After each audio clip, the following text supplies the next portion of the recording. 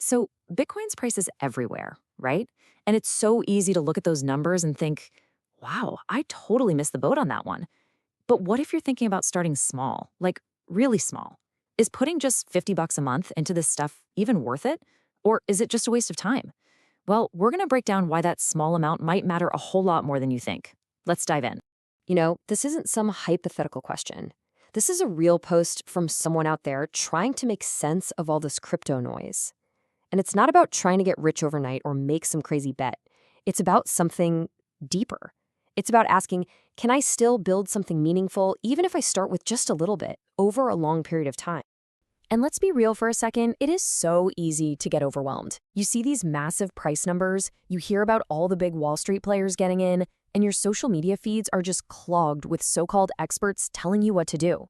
It makes you feel like you need a PhD in finance just to get in the door. But the good news? You really, really don't. Okay, so to really get what's going on with Bitcoin, the first thing we have to do is ignore the price, seriously. Forget the day-to-day chaos and look at its core design. And that all boils down to one incredibly powerful idea: scarcity.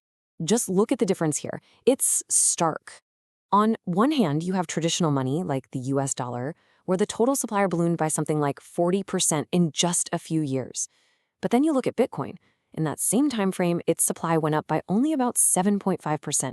And that's not by accident. It's following a predictable, unchangeable schedule built right into its code. And this is the magic number: 21 million. That's it. There will only ever be 21 million Bitcoin. End of story. This isn't some policy a government can debate or a central bank can change. Nope. It's hardwired into the network's code. It's the absolute final number.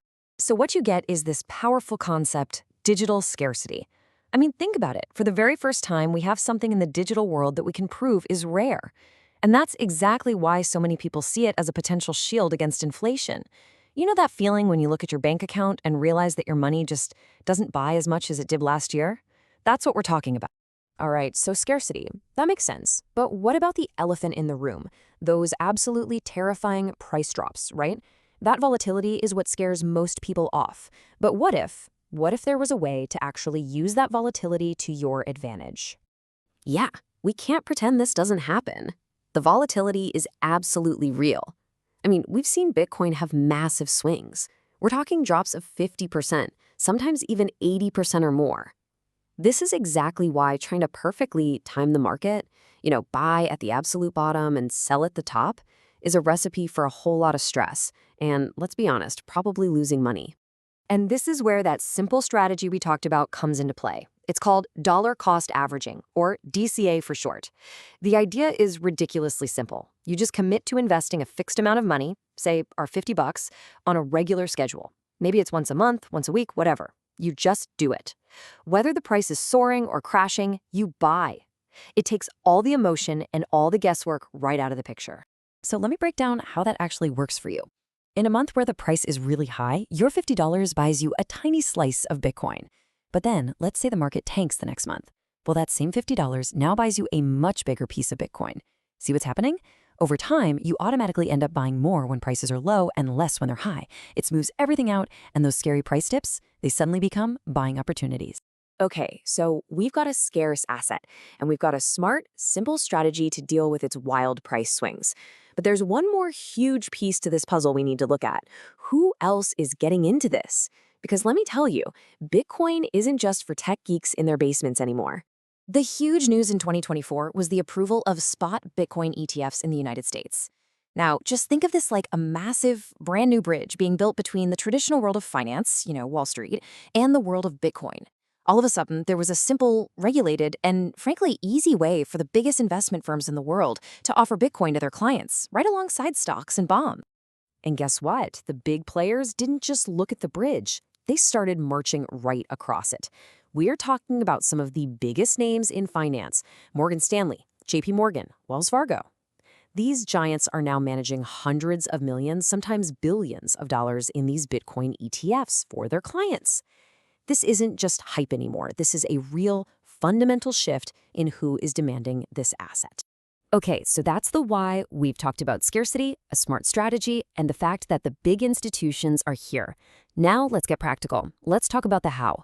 How do you actually get started with this? And more importantly, how do you do it safely? Honestly, getting your foot in the door is a lot more straightforward than you might think. First, you pick a reputable crypto exchange. Then, you create an account, just like you would for any other online service. Now, you will have to verify your identity. That's a standard regulatory thing called KYC. It's totally normal. After that, you connect your bank or deposit some funds, and you're good to go. You can make your first purchase. And a lot of these platforms even let you set up that $50 a monthly purchase automatically, so you can just set it and forget it.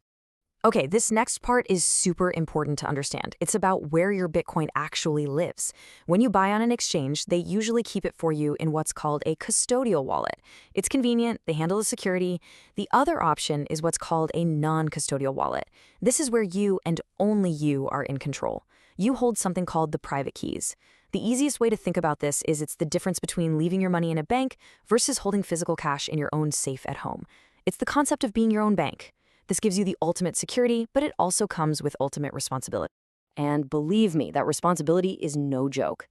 No matter which route you go, some rules are absolutely non-negotiable. 1. Always use two-factor authentication on your exchange account. 2. If you go the self-custody route, that backup phrase you get, guard it with your life. Write it down, put it somewhere safe, and never store it online. And 3. The golden rule for any investment, but especially here: never ever invest more than you are genuinely prepared to lose. All right, so when we zoom out and look at all these pieces together, the built-in scarcity, the simple accumulation strategy, the arrival of the big financial players, we can start to see our original question a little differently. It's not so much about what's the price today or is now the perfect time to buy. It becomes about something bigger. So the whole long-term perspective really boils down to these three key ideas. You have the programmed, unchangeable scarcity of the asset itself. You have a simple, strategic way to accumulate it over time that turns volatility into an advantage. And you have the undeniable maturation of the market as it gets adopted by mainstream finance. So we come back to that first question. Is it worth buying $50 of Bitcoin a month?